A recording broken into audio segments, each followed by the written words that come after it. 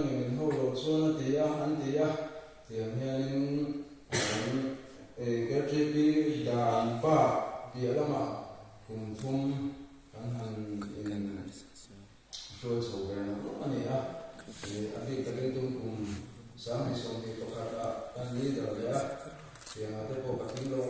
mẹ anh thì có cái tu cái cái gì ama rồi số thì rồi cái mà làm cái gì là cái tiếng rồi cái gì thì cái là hiện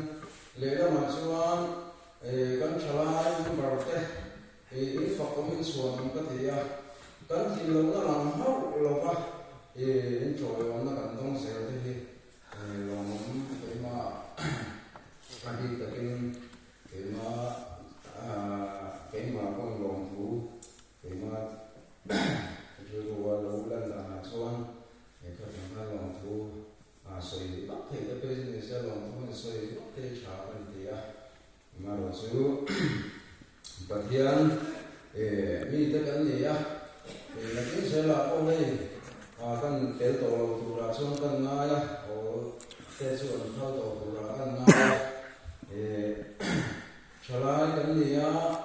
căn trở lại hôm nay ở đây là cái căn tế tổ xuống hình than in mong sẵn tục lầu in mong sắp sắp của mình thì có ổn sắp sắp căn ông sầu xuống cái này mình chỉ có là để vật gì này thuy lâu xây lâu có những cái gì chú văn số chúng mình tạm lâu những cái gì chú thì mình bây giờ chúng ta hiện ô số đồ đồ là có những ngay có gì là riêng của những cái GP thì tất tất lâu này in riêng là từ cái GP cần cái GP member thế in riêng là từ một cái gì in Kuki sẽ tạo online với các chương thì member te phiền ban đầu càng thì có những phiền một cái tiền khác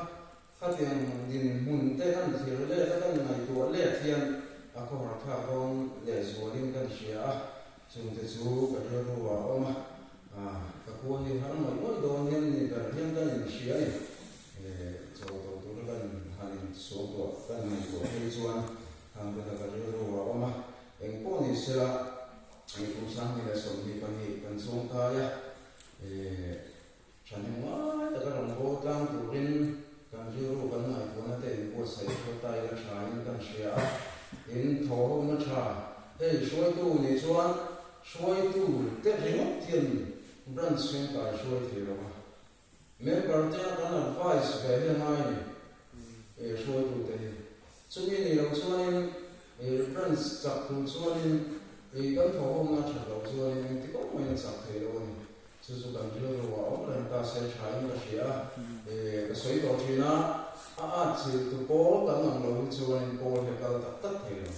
chú cần cho nên không phải là thế nào cái bố mình tận ta cái thứ tận ta cần chỉ là chú tiền bố ban bố chú cái cái đi bắt thiên những việc cái này cho trở lại cần chỉ đúng là mong thì thôi cái rồi ông chỉ là chú tụi mình là giá như là trở lại mình bắt buộc ông tất tất đấy rồi cái này là có chú cần sửa chú trở lại như chỉ sẽ là số thì các cần sửa từ đủ có thì mà giá nó sửa đồ sửa ông nó có anh nào tụi bạn mai là bút tiền thấu cái trở lại mình bắt buộc thế lâu rồi sẽ mấy ông nghe nên không biết là của nó nên coi một có những cái gì anh làm con tôi thì vẫn rồi chơi rồi mình con rồi sẽ ama rồi sau cần giữ rồi hết à giữ trong trai này cần trong trai bây giờ các tiền khai nên cái chi phí tiền sát thì tụi mình anh giữ rồi cần phải sao tụi mình chú cần thì tụi mình cái gì mình là thế lúc này tụi xuống member te active tập tất rồi tụi te member te một nó sát tập cái này thì khai sẽ tập cái hành cái gì này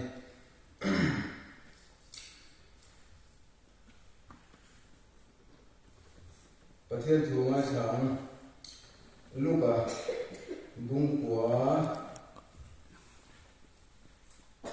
จะส่งให้ปฐมเป็นเสียง